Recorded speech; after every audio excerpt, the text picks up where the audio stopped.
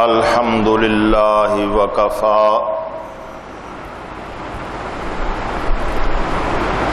والصلاة والسلام علی سید الرسل وخاتم الانبیاء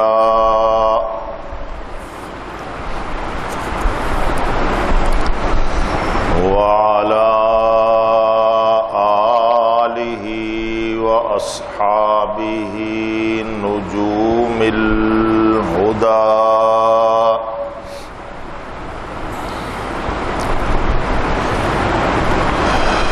أما بعد فأعوذ بالله من الشيطان الرجيم بسم الله الرحمن الرحيم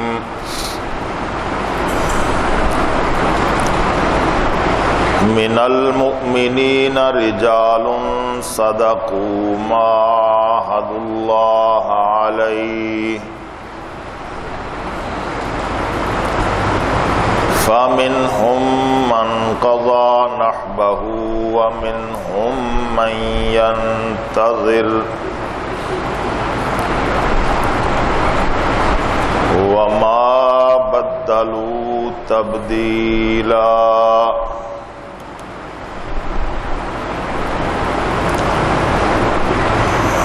وقال رسول الله صلى الله عليه وسلم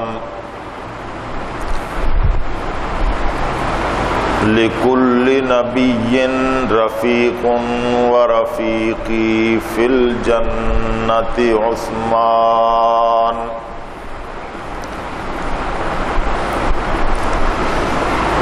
وقال رسول الله صلى الله عليه وسلم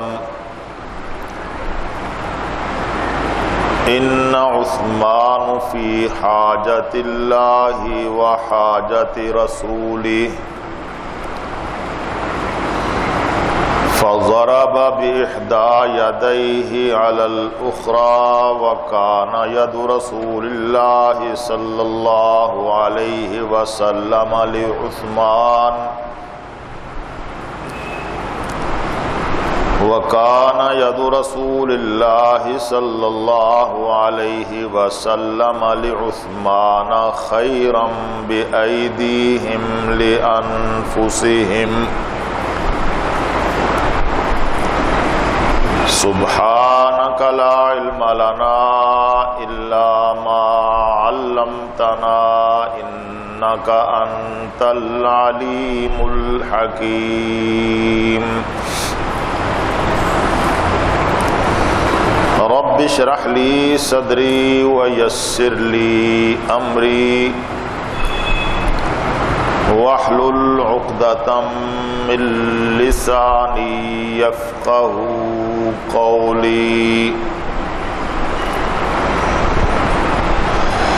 آمنت بالله صدق الله مولانا العظيم وصدق رسوله النبي الكريم الأمين محترم حضرات، آج مدینہ طیبہ اور اس کے ارد گرد کے علاقوں میں اس سال کے ماہ ذوالحجہ کی 18 تاریخ ہے۔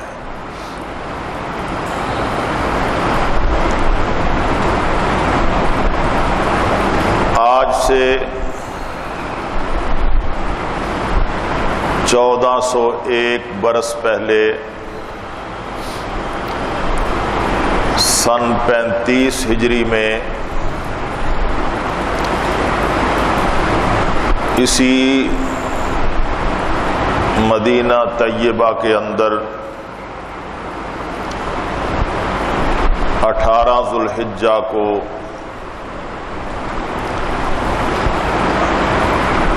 امیر المومنین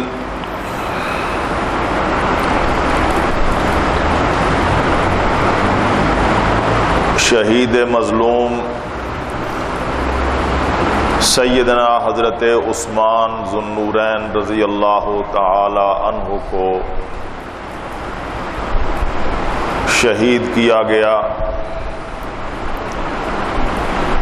اور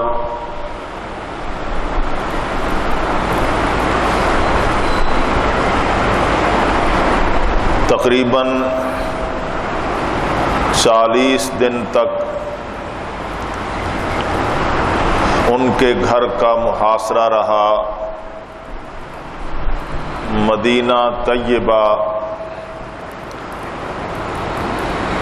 کی عزت اور حرمت پامال ہوتی رہی ایسے افراد کے ذریعے کہ جو تاریخ اسلام کے اس ابتدائی دور میں وقت کے بدترین لوگ تھے، جنہوں نے سیدنا حضرت عثمان ذو النورین رضی اللہ تعالی عنہ کے خلاف ایک سیاسی تحریک برپا کی اور اس کے نتیجے میں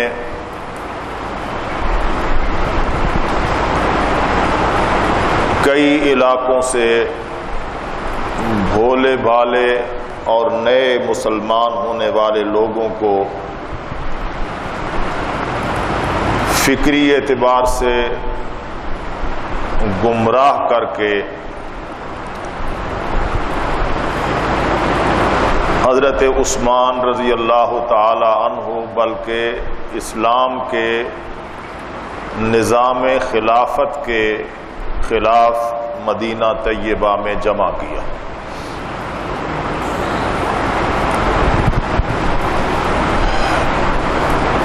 حضرت عثمان رضی اللہ تعالی عنہ کے فضائل اور مناقب پر کئی دفعہ گفتگو ہو چکی ہے، اور آپ سب کے ذہن میں ان کی عظمت اور فضیلت نقش ہے کہ اللہ تبارک و تعالی نے حضرت عثمان رضی اللہ تعالی عنہ کو بہت بلند رتبہ عطا فرمایا، اور سرور دو عالم فخر موجودات امام الانبیاء علیہ التحیۃ والسلام کی نگاہ میں ان کی قدر و قیمت بہت بلند تھی۔ حضرت عثمان رضی اللہ تعالی عنہ کی شہادت سے جو نقصان ہوا اسلام اور مسلمانوں کا، وہ ان 14 صدیوں پہ پھیلا ہوا ہے۔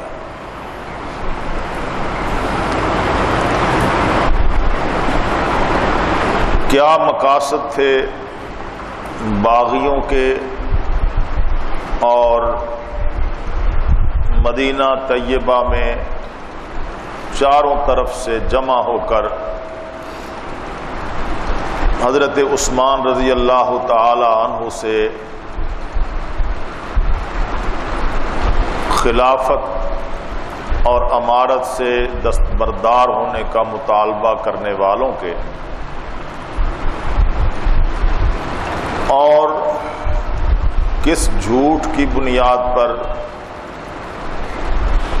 کس شیطانی منصوبے کی بنیاد پر لوگوں کو مدینہ طیبہ میں جمع کیا گیا، اس پر بہرحال خطبات جمعہ میں گفتگو کی ضرورت ہے، اور اس کی وجہ یہ ہے کہ وہ جھوٹ جو اس وقت بنایا گیا اور اسے پھیلایا گیا، وہ آج تک بولا جا رہا ہے اور صحابہ کرام رضوان اللہ تعالی علیہم اجمعین کے خلاف منفی پراپیگنڈے کے طور پر اسی جھوٹ کی عمارت کو قائم رکھنے کی کوشش کی جا رہی ہے۔ حضرت عثمان رضی اللہ تعالی عنہ کس درجے کے صحابی ہیں، اس پر تفصیل سے گفتگو کرنے کی ضرورت نہیں کہ السابقون الاولون میں ان کا شمار ہوتا ہے۔ 2 دفعہ انہوں نے مکہ معظمہ سے حبشہ کی طرف ہجرت کی ہے۔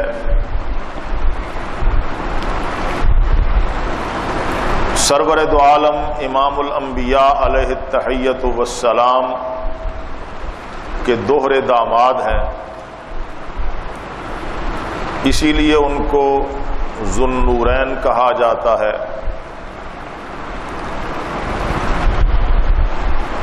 ان صحابہ میں سے ہیں جنہوں نے اپنا مال نبی کریم صلی اللہ علیہ وسلم کے حکم بلکہ اشارے پر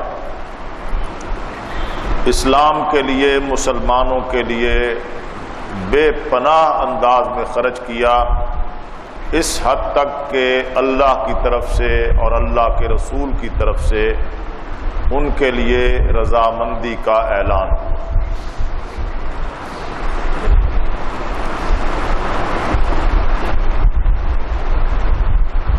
اللہ تبارک و تعالی نے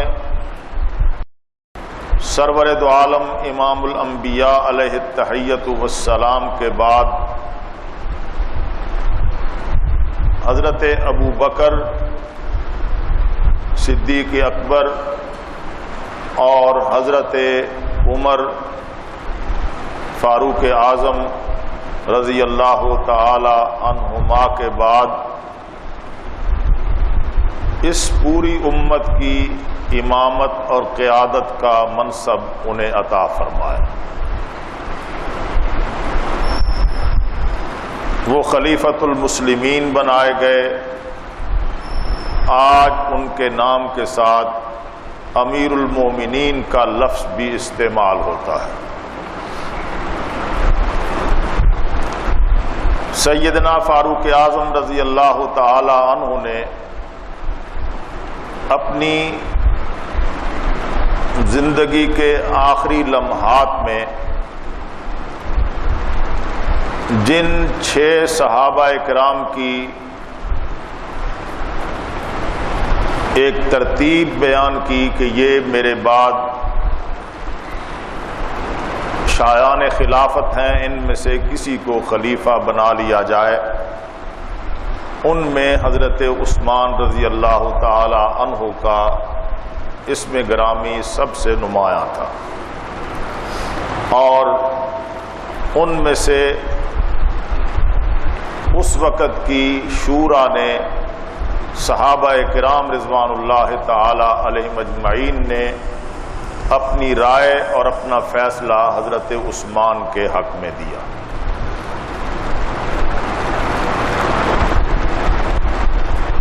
کیا اسباب تھے کہ حضرت عثمان رضی اللہ تعالی عنہ جو سن 24 ہجری کی ابتدائی تاریخوں میں امیر المومنین بنائے گئے، سن 35 ہجری کے ماہ ذو الحجہ میں مدینہ طیبہ میں ہی شہید کر دیے گئے۔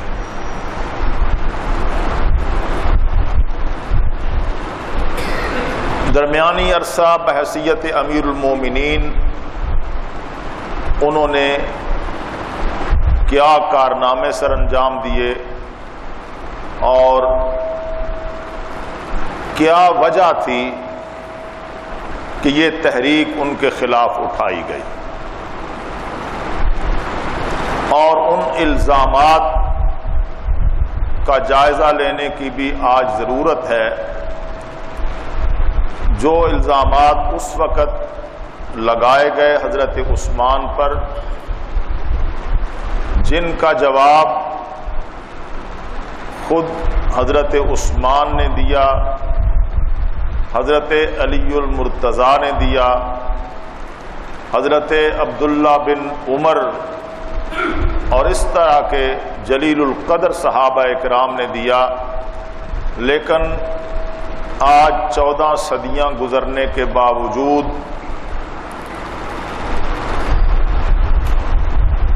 ایک طبقہ حضرت عثمان پر ان الزامات کو دہراتا چلا جا رہا ہے۔ اس کا ایک مطلب تو یہ ہے کہ حضرت عثمان رضی اللہ تعالی عنہ سے ان کو اختلاف نہیں تھا۔ اگر صرف حضرت عثمان پر ان کے الزامات کا سلسلہ رہتا تو الگ بات تھی، انہیں حضرت علی المرتضیٰ پر اعتماد نہیں ہے، حضرت عبداللہ بن عمر پر اعتماد نہیں۔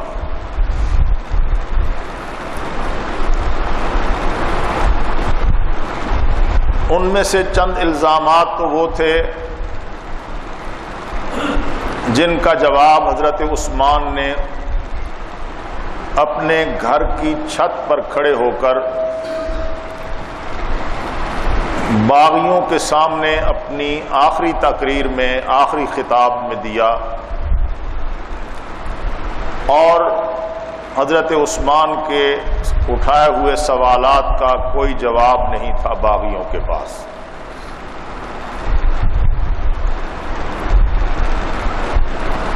حضرت عبداللہ ابن عمر رضی اللہ تعالی عنہ کس شان کے صحابی ہیں اور علم اور فقہ میں ان کا کیا مقام ہے، اس کا کوئی انکار نہیں کر سکتا۔ یہ روایات احادیث کی کتابوں میں بھی موجود ہیں کہ حضرت عبداللہ ابن عمر مسجد حرام کے صحن میں بیٹھے ہوئے مسائل بیان کر رہے تھے اور ان کے ارد گرد لوگوں کا مجمع تھا، ہجوم تھا، کہ مصر سے آنے والے ایک شخص نے آ کر پوچھا یہ کون لوگ ہیں اور ان کے درمیان جو بزرگ تشریف فرما ہیں وہ کون ہیں؟ تو اسے بتایا گیا کہ یہ حضرت عبداللہ ابن عمر ہیں۔ اس نے آگے بڑھ کر حضرت عبداللہ ابن عمر سے کہا کہ میں مصر سے آیا ہوں، میں آپ سے حضرت عثمان کے بارے میں 3 سوال کرتا ہوں، آپ ان کا جواب دیں۔ حضرت عثمان نے بہت واضح بات ہے اور پوری امت کو معلوم ہے کہ سرور دو عالم صلی اللہ علیہ وسلم کے دوہرے داماد کے طور پر حضرت سیدہ رقیہ اور سیدہ ام کلثوم کے خامند کے طور پر سرور دو عالم صلی اللہ علیہ وسلم کے ساتھ اس طرح تعلق نبھایا اور وفا کی کہ پیغمبر دو عالم اس پر خوش تھے۔ حضرت رقیہ فوت ہوئیں تو حضور نے خود حضرت ام کلثوم کا نکاح حضرت عثمان سے کر دیا،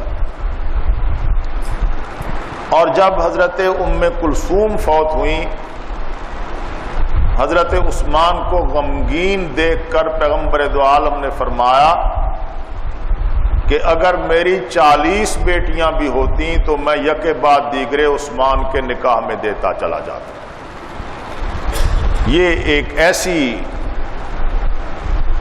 عجیب بات ہے، اور اس کی بنیاد پر حضرت عثمان رضی اللہ تعالی عنہ کے بارے میں پیغمبر دو عالم صلی اللہ علیہ وسلم کی جو رائے اور اطمینان ہے اس کا اندازہ ہوتا ہے۔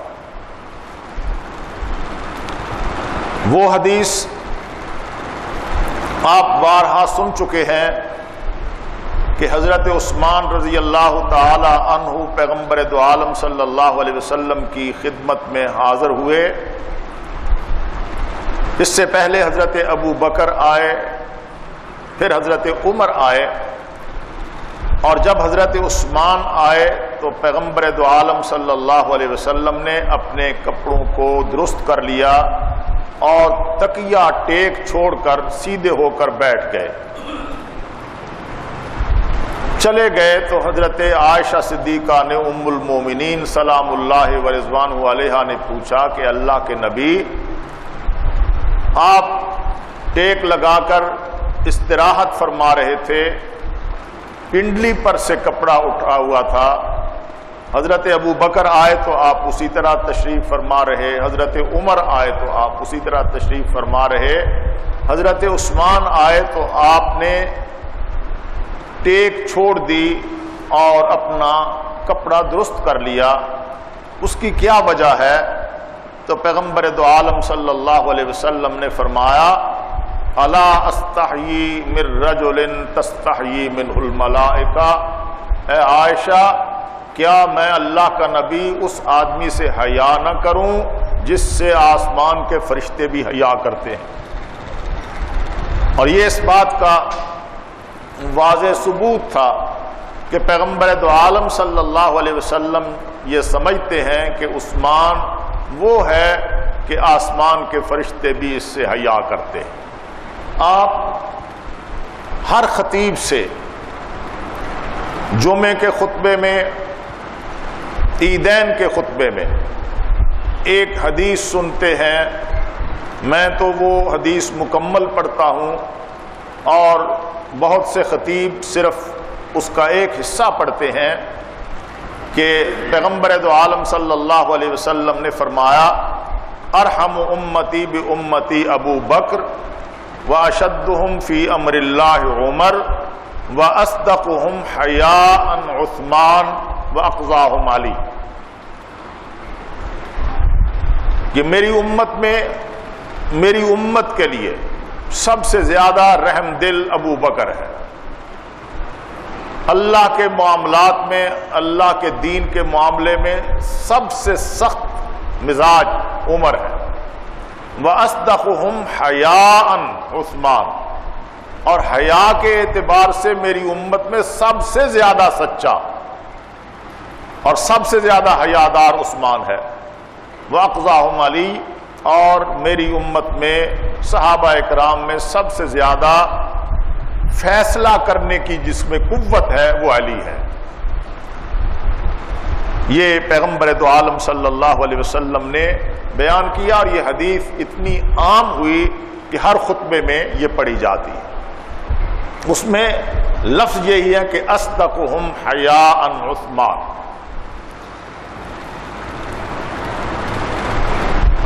حضرت عثمان رضی اللہ تعالی عنہ نے پیغمبر دو عالم صلی اللہ علیہ وسلم کے ساتھ رفاقت کا، جانثاری کا، وفا کا جو انداز اختیار کیا آخر وقت تک، اس کی بنیاد پر نبی کریم صلی اللہ علیہ وسلم نے فرمایا کہ لِكُلِّ نَبِيٍّ رفیق وَرَفِيقِي فِي الْجَنَّةِ عثمان، جنت میں ہر نبی کا ایک رفیق ہوگا، سب صحابہ پیغمبر کے ارد گرد ہوں گے جنت میں۔ وہ ماحول اگر آج ہم اس کا تصور کریں کہ پیغمبر دو عالم کی حیات طیبہ میں جب صحابہ کرام آپ کے ارد گرد ہوتے تھے تو کیا ماحول، وہ ماحول آج ہم تصور کر سکتے ہیں۔ قیامت والے دن جنت میں ہم وہ منظر اپنی آنکھوں سے دیکھ سکیں گے۔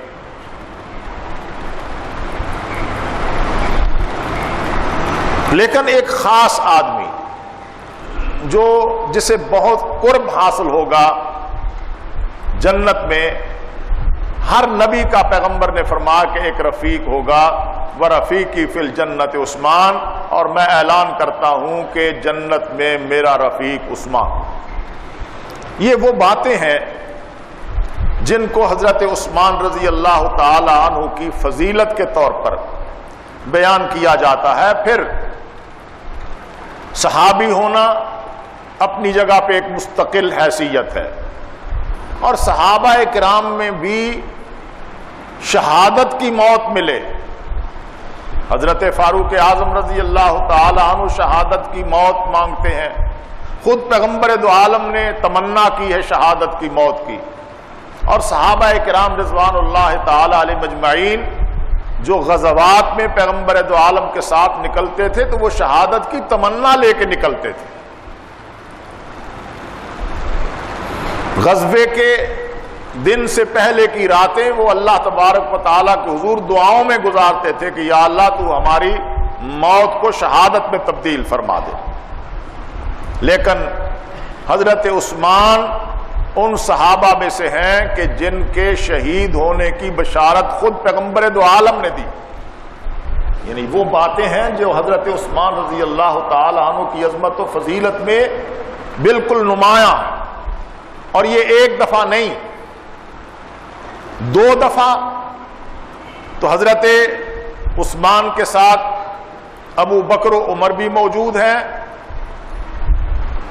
سبیر مکہ پہ اور جبل احد پہ، یعنی مکہ معظمہ کے ماحول میں بھی اور مدینہ طیبہ میں آنے کے بعد بھی پیغمبر دو عالم صلی اللہ علیہ وسلم نے فرمایا کہ انما علیک نبی و صدیق و شہید، اے پہاڑ تجھ پر ایک نبی ہے، ایک صدیق ہے، وہ شہیدان، اور دو شہید ہیں۔ کون کون تھے؟ پیغمبر دو عالم ہیں بحیثیت نبی، ابو بکر ہیں بحیثیت صدیق اکبر، اور عمر اور عثمان ہیں بحیثیت شہید۔ انما علیک نبی و صدیق و شہیدان، یہ پیغمبر دو عالم صلی اللہ علیہ وسلم نے دو دفعہ ارشاد فرمایا اپنی حیات طیبہ۔ اور اس کے علاوہ یہ ماحول جو مدینہ طیبہ میں بنا سن 35 ہجری میں، اس ماحول کی بھی پیغمبر دو عالم نے کئی دفعہ بشارت دی ہے، اشارہ کیا ہے کہ ایسا ہوگا۔ یعنی میں حضرت عثمان رضی اللہ تعالی عنہ کے لیے ایک ایسے پہلو پر آپ کے سامنے گفتگو کرنا چاہتا ہوں کہ جس سے آپ کو پتا چلے گا کہ سچ کیا ہے اور حضرت عثمان کے خلاف جو جھوٹ پھیلایا گیا اس کی حیثیت کیا ہے۔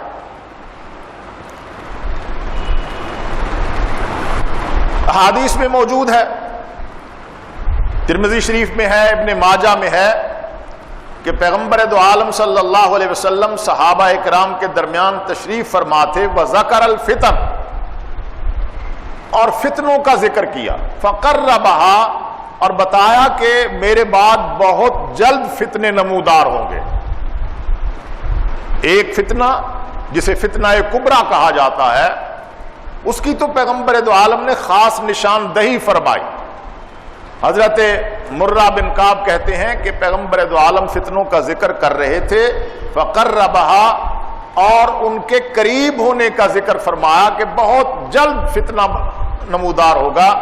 تو فمر رجل مقنع فی ثوب فقال ھذا یومئذ علی الہدی، پیغمبر دو عالم مسجد نبی میں تشریف فرما ہے، صحابہ کے سامنے یہ گفتگو ہو رہی ہے، سامنے سے ایک شخص گزرا جس نے چادر کے ساتھ، کپڑے کے ساتھ اپنے آپ کو لپیٹ رکھا ہے، عام حالات میں اسے کوئی پہچان نہیں سکتا۔ پیغمبر دو عالم نے یوں ہاتھ کا اشارہ کر کے کہا کہ ھذا یومئذ علی الہدی، اس فتنے کے دور میں یہ جو شخص گزر رہا ہے میں محمد گواہی دیتا ہوں کہ یہ ہدایت پر ہوگا۔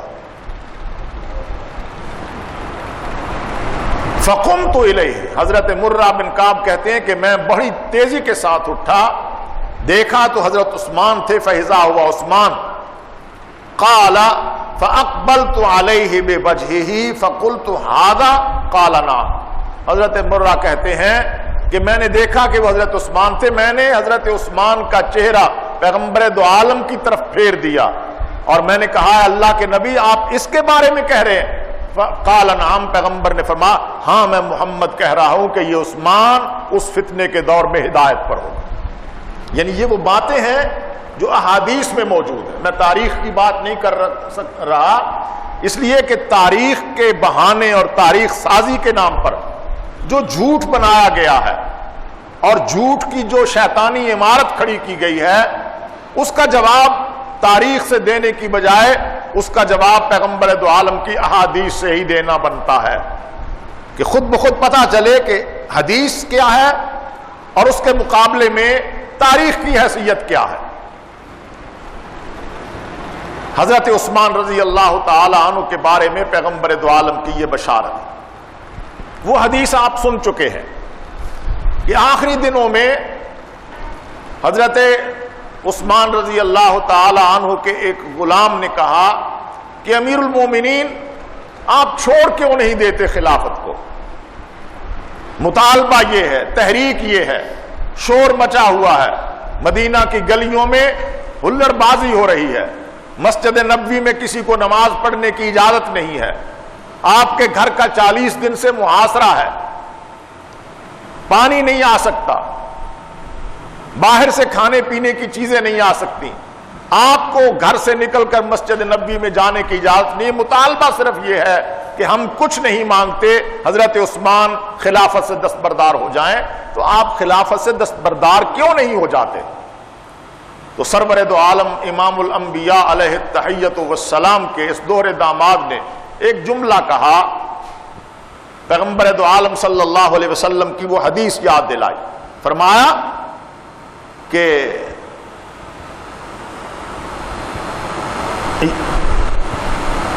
قد عہد الی عہدا وانا صابر علیہ، پیغمبر دو عالم صلی اللہ علیہ وسلم نے مجھ سے ایک عہد لیا تھا۔ یہ حضرت عثمان کے لفظ ہیں، ان دنوں میں جب حضرت عثمان گویا مقتل میں کھڑے ہیں، چاروں طرف سے گھیر رکھا ہے دشمنوں نے اور مدینہ طیبہ کی حرمت پامال ہو رہی ہے۔ فرمایا قد عہد الی عہدا وانا صابر علیہ، پیغمبر دو عالم نے مجھ سے ایک عہد لیا تھا، انا صابر علیہ، میں اس عہد پہ کھڑا رہوں گا، صبر کروں گا، میری جان جاتی ہے تو چلی جائے، میں پیغمبر دو عالم کے ساتھ کیا ہوا عہد نہیں توڑوں۔ یہ میں نے جو آیت تلاوت کی ہے سورہ الاحزاب کی، سورہ الاحزاب کے بارے میں گزشتہ جمعے میں کچھ باتیں عرض کر چکا ہوں۔ اس آیت کریمہ میں اللہ تبارک و تعالی نے ایک مضمون بیان کیا ہے، بہت اعلیٰ مضمون۔ فرمایا من المؤمنین رجال صدقوا ما عہد اللہ علیہ، ایمان والوں میں سے کچھ لوگ ایسے ہو گزرے ہیں کہ جنہوں نے اللہ کے ساتھ جو عہد کیا تھا اس عہد کو سچا کر دکھایا، اس پر ڈٹے رہے، مصائب آئے، آلام آئے، تکلیفیں برداشت کرنا پڑی، حتیٰ کہ جان دے دی، لیکن جو عہد اللہ کے ساتھ کیا تھا اس عہد کو نہیں توڑا۔ یہ کچھ لوگ ہیں جو تاریخ کا حصہ بن گئے اور کچھ لوگ ہیں جو کبھی تاریخ میں پھر تاریخ کا حصہ بنیں گے۔ اللہ تعالیٰ نے قرآن مجید کی اس آیت میں ان کا ذکر کیا، فرمایا کہ انہوں نے اللہ کے ساتھ جو عہد کیا تھا اس عہد پر قائم رہے۔ فَمِنْهُمْ مَنْ قَضَى نَحْبَهُ وَمِنْهُمْ مَنْ يَنْتَظِرُ، ان میں سے کچھ لوگ تو ایسے ہیں کہ جو اپنی مدت پوری کر گئے، اس عہد پر قربان ہو گئے، شہادت کا رتبہ حاصل کر کے اس دنیا سے رخصت ہو گئے، اور منہم من ینتظر، کچھ لوگ ایسے ہیں جو ابھی انتظار میں ہیں کہ جب اس عہد پر اپنی جان دینے کا وقت آئے تو ہم عہد نہیں توڑنے دیں گے، عہد نہیں ٹوٹنے دیں گے، اپنی جان دے دیں گے، اللہ کے ساتھ کیے ہوئے عہد کو پورا کریں گے۔ ما بدلوا تبدیلا، ذرہ برابر بھی ان میں کوئی تبدیلی نہیں آئی، حالات کو دیکھ کر، جبر دیکھ کر۔ تو حضرت عثمان رضی اللہ تعالی عنہ تو صحابہ کرام میں سے وہ عظیم صحابی ہیں کہ اللہ اور اللہ کے رسول کے ساتھ جو عہد کیا تھا اس عہد پر قائم رہے، اور کہا کہ نہیں، یہ نہیں ہو سکتا کہ میں دستبردار ہو جاؤں، میں ہتھیار پھینک دوں، میں گردن جھکا دوں، اللہ کے نبی کے ساتھ میں نے جو عہد کیا تھا، جان جاتی ہے تو جائے، وہ عہد نہیں ٹوٹنے پائے گا۔ وہ عہد کیا تھا؟ سرور دو عالم امام الانبیاء علیہ التحیۃ والسلام نے خود حضرت عثمان رضی اللہ تعالی عنہ سے کہا کہ ان اللہ سیقمصک قمیصا، اے عثمان، اللہ تبارک و تعالی بہت جلد تمہیں ایک خلعت پہنائیں گے، ایک لباس پہنائیں گے، ایک قمیص پہنائیں گے۔ فَإِنْ أَرَادُوكَ لِخَلْعِهِ فَلَا تَخْلَعْهُ لَهُمْ، اگر کچھ لوگ تجھ سے وہ قمیص اتروانا چاہیں تو فَلَا تَخْلَعْهُ لَهُمْ، تم مر جانا لیکن اس قمیص کو نہ اتارنا۔ تمام صحابہ کرام، تمام محدثین اور امت کے تمام علماء اس بات پر متفق ہیں کہ اس سے مراد خلعت خلافت ہے۔ پیغمبر دو عالم نے فرمایا اے عثمان، اللہ تعالیٰ تمہیں خلافت کی قمیص پہنائے گا، کچھ لوگ تم سے اتروانا چاہیں گے، مر جانا لیکن اس خلافت کی قمیص کو نہ اتار۔ آپ اندازہ کریں کہ حضرت عثمان رضی اللہ تعالی عنہ کا عہد کیا ہے، اور حضرت عثمان رضی اللہ تعالی عنہ کا اس پر استقامت کے ساتھ، جرأت اور بہادری کے ساتھ کھڑے رہنا کیا ہے۔ اور پھر اس کے بعد ہم تذکرہ کریں گے کہ وہ کیا غلط بیانیاں تھیں، وہ کیا پراپیگنڈا تھا، وہ کیا جھوٹ تھا، وہ لوگ کون تھے، وہ کہاں سے آئے تھے، ان کے قائدین کون ہیں، منصوبہ ساز کون ہیں، اور جو بھولے بھالے لوگ تھے انہیں گمراہ کیسے کیا گیا۔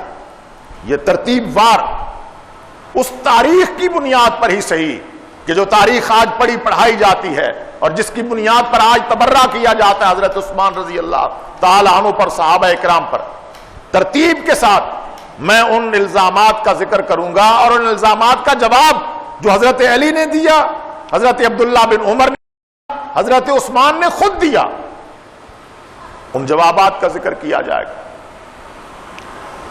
ایک بات تو حضرت عبداللہ بن عمر کی میں عرض کر رہا تھا کہ پیغمبر دو عالم صلی اللہ علیہ وسلم ابھی اس دنیا سے رخصت ہوئے ہیں، کوئی بہت طویل زمانہ نہیں گزرا کہ اس مصری آدمی نے آ کے کہا کہ میں کچھ سوال کرنا چاہتا ہوں۔ فرمایا سوال کرو۔ کہنے لگا پہلا سوال تو یہ ہے کہ کیا یہ ٹھیک ہے کہ حضرت عثمان جنگ بدر میں شریک نہیں تھے؟ فرمایا ہاں بالکل ٹھیک ہے۔ وہ کہنے لگا کیا یہ ٹھیک ہے کہ حضرت عثمان احد کے میدان میں ان لوگوں میں سے تھے جو میدان سے نکل گئے جب ابتلا آیا؟ فرمایا بالکل ٹھیک ہے۔ کہنے لگا کیا یہ صحیح ہے کہ حضرت عثمان رضی اللہ تعالی عنہ حدیبیہ کے مقام پر جب پیغمبر دو عالم کے ہاتھوں پر بیعت ہو رہی تھی اس وقت حضرت عثمان موجود نہیں تھے؟ فرمایا بالکل ٹھیک ہے۔ تو بڑی خوشی کے ساتھ، ترنگ کے ساتھ کہنے لگا کہ پھر تو ٹھیک ہے، حضرت عثمان کے ساتھ جو معاملہ ہوا۔ فرمایا بیٹھ جاؤ، اب مجھ سے ان تینوں سوالوں کے جواب لیتے جاؤ۔ یعنی حضرت عبداللہ بن عمر نے اسے نظر انداز نہیں کیا کہ ایک بے وقوف ہے، ایک سادہ آدمی ہے، اس کے ذہن میں ایک بات ڈالی گئی ہے اور وہ بات کہہ کے چلا جائے۔ فرمایا بیٹھو، جواب لے کے جاؤ۔ فرمایا جہاں تک تعلق ہے بدر میں شریک نہ ہونے کا، تو تمہیں معلوم ہونا چاہیے کہ جب پیغمبر دو عالم صلی اللہ علیہ وسلم غزوہ بدر کے لیے مدینہ طیبہ سے نکل رہے تھے، حضرت عثمان تیار تھے، لیکن حضرت عثمان کی اہلیہ پیغمبر دو عالم کی بیٹی سیدہ رقیہ بیمار تھیں، ان کے لیے حضرت عثمان کا گھر میں رہنا ضروری تھا۔ حضرت عثمان غزوے کے لیے جانا چاہتے تھے، پیغمبر دو عالم نے فرمایا اے عثمان تم گھر میں رہو، رقیہ کی تیمارداری کرو، اس کے علاج معالجے کا اہتمام کرو، تمہیں بدر میں شریک ہو کر غزوہ کرنے والوں کا ثواب بھی ملے گا، اور اگر ہم جیت گئے مال غنیمت ملا تو مال غنیمت میں سے حصہ بھی تمہیں دیا جائے گا۔ یہ بالکل ایک منفرد مثال ہے۔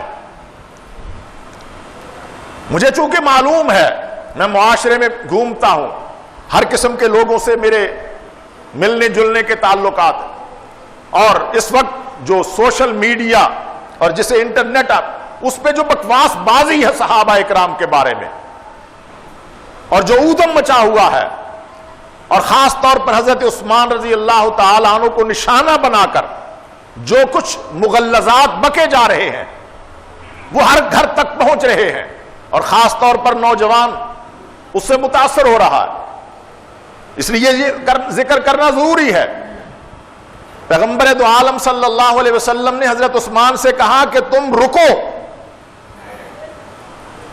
تمہیں غزوہ بدر کا ثواب بھی ملے گا۔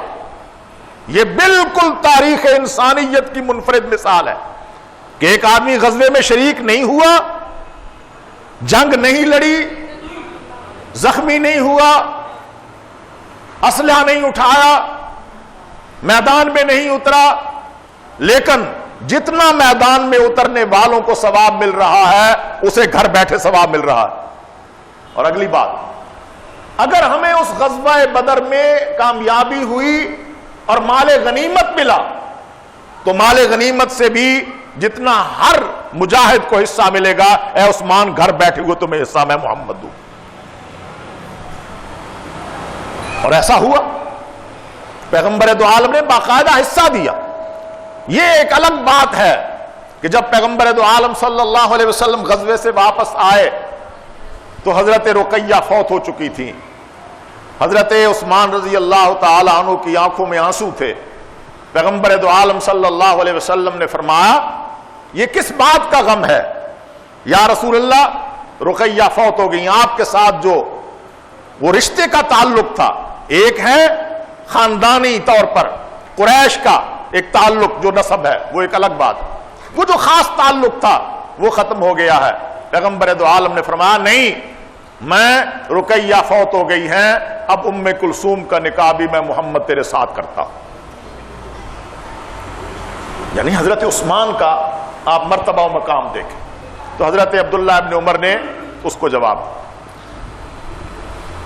اور اگلی بات فرمایا کہ بلا شبہ غزوہ احد سے جب یہ آواز لگی کہ الا ان محمدن قد قتل، پیغمبر دو عالم شہید کر دیے گئے ہیں، تو اس وقت کچھ صحابہ کرام میدان سے نکل کر ایک طرف ہو کر بیٹھ گئے کہ جب پیغمبر دو عالم دنیا میں نہیں رہے تو اب ہمیں لڑنے کی کیا ضرورت ہے۔ وہ غم زدہ تھے، وہ غم گسار تھے، وہ صدمے کی کیفیت تھی، ان کے لیے کچھ فیصلہ کرنا مشکل ہو رہا تھا۔ آپ اس کا اندازہ کریں کہ جس وقت یہ آواز لگی ہے کہ پیغمبر دو عالم قتل کر دیے گئے تو صحابہ کرام رضوان اللہ تعالی علیہم اجمعین کے دماغ تو ایک دفعہ منجمد ہو گئے۔ ان کے لیے تو فیصلہ کرنا مشکل ہو گیا کہ اب ہم کہاں جائیں۔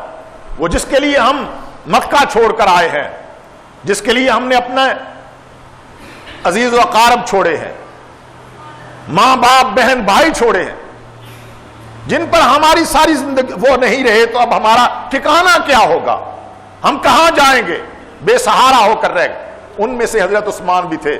لیکن تمہیں معلوم ہونا چاہیے کہ اللہ تبارک و تعالیٰ نے ان صحابہ کرام کے بارے میں جو غزوے سے میدان سے جنگ چھوڑ کر ایک طرف ہو کر بیٹھ گئے تھے، اللہ تبارک و تعالیٰ نے فرمایا وَلَقَدْ عَفَا اللَّهُ عَنْهُمْ، اللہ تبارک و تعالیٰ نے ان سب کو معاف کر دیا ہے، اس لیے کہ یہ ان کا گناہ کوئی گناہ تھا ہی نہیں۔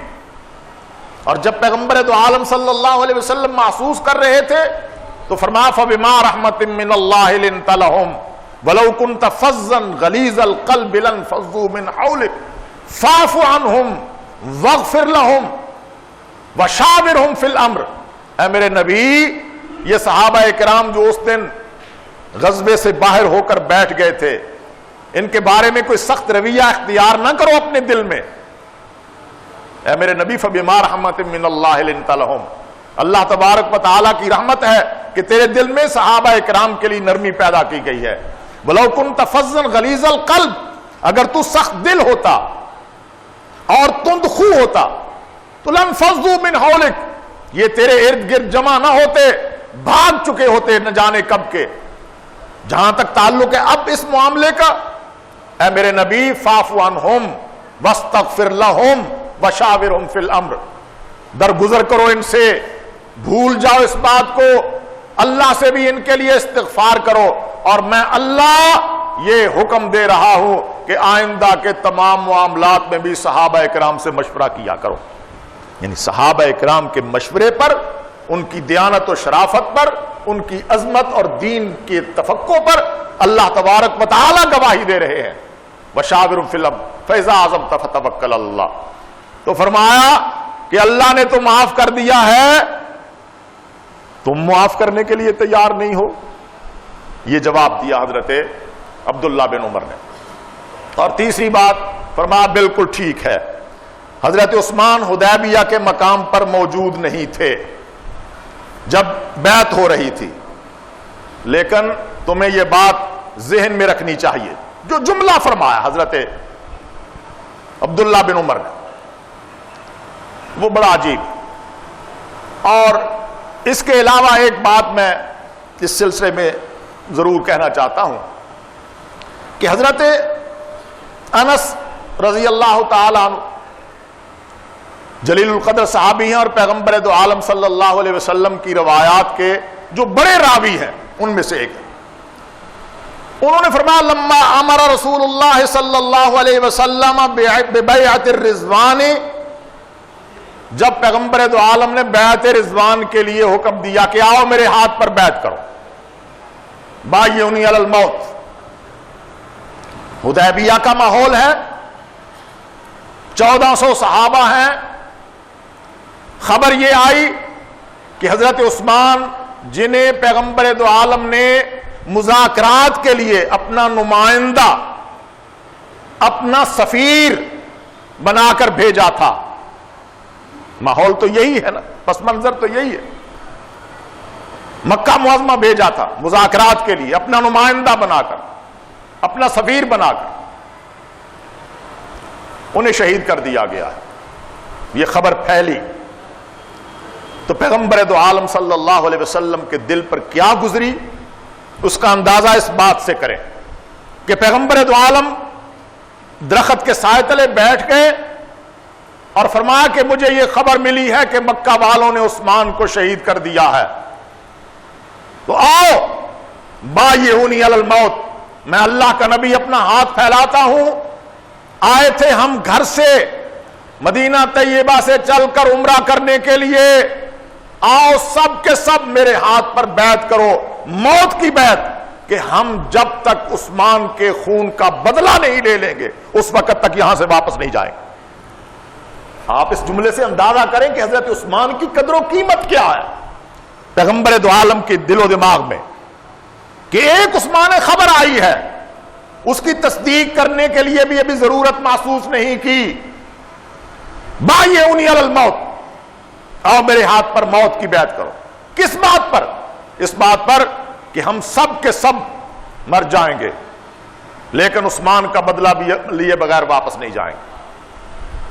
صحابہ اکرام نے آ کر پیغمبر دو عالم کے ہاتھ پر بیعت کر، امر رسول اللہ صلی اللہ، حضور نے حکم دیا. اب صحابہ اکرام آ رہے ہیں اور پیغمبر دو عالم کے ہاتھ پر بیعت کر رہے ہیں. اور بلا شبہ ان عثمان کان عثمان رسول اللہ صلی اللہ علیہ وسلم الی مکہ. یہ دونوں لفظ اور اگلا لفظ بھی میں یہ نقش کر لیں اپنے ذہن میں، کہیں لکھنا ہو تو لکھ لیں. حضرت انس کہتے ہیں کہ کان عثمان رسول اللہ صلی اللہ علیہ وسلم، اس وقت جب پیغمبر دو عالم نے صحابہ اکرام کو حکم دیا کہ میرے ہاتھ پر بیعت کرو، کان عثمان رسول اللہ صلی اللہ علیہ وسلم الی مکہ، اس وقت عثمان رسول اللہ کے رسول بن کر پر حیثیت اور منصب الگ الگ ہے. کانا عثمان رسول اللہ الی مکہ تھا. اس وقت عثمان رسول اللہ کے رسول بن کر مکہ معظمہ گئے ہوئے تھے. بلا شبہ رسول اللہ کا منصب اور ہے، اور حضرت عثمان کے لیے جو رسول کا لفظ استعمال ہوا ہے اس کا مفہوم الگ ہے. لیکن صحابہ کرام کا یوں ان لفظوں کو استعمال کرنا یہ اس بات کی علامت ہے کہ حضرت عثمان رضی اللہ تعالی عنہ کے لیے وہ چنا ہوا لفظ استعمال کیا گیا ہے، وہ مقدس لفظ استعمال کیا گیا ہے، وہ پاکیزہ لفظ استعمال کیا گیا ہے کہ جس لفظ کے ساتھ ٹکرانے کی بھی کوئی جرات نہ کر سکے. کانا عثمان رسول اللہ صلی اللہ. اس وقت عثمان رسول اللہ کے رسول بن کر، اب آپ ترجمہ کر لیں کہ رسول اللہ کے نمائندے بن کر، رسول اللہ کے پیامبر بن کر، رسول اللہ کے ایلچی بن کر، رسول اللہ کے نمائندے مذاکرات کے، جو مرضی یہ کر لیں. لیکن حضرت انس نے جو لفظ استعمال کیا ہے آپ اس لفظ کی عظمت کا اندازہ فرمائیں. کانا عثمان رسول اللہ صلی اللہ علیہ وسلم. اس وقت حضور نے حکم دیا کہ آؤ میرے ہاتھ پر بیعت کرو. فبایع الناس، صحابہ کرام نے بیعت کی. ذکر کیا اللہ تعالیٰ نے قرآن مجید میں اس بیعت کا، وہ تفصیلات بیان ہوتی رہتی. لیکن جب بیعت ختم ہو چکی تو پیغمبر دو عالم نے فرمایا ان عثمان، یہ لفظ یاد رکھنا.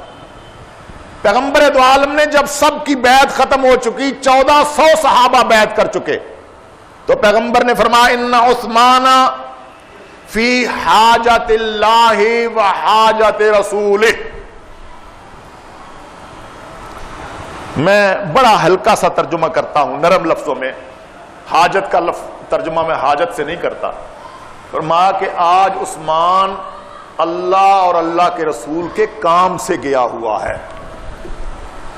عثمان اپنے کام سے نہیں گیا، وہ آج ان عثمان فی حاجت اللہ و حاجت رسول. اس وقت عثمان کہاں ہے؟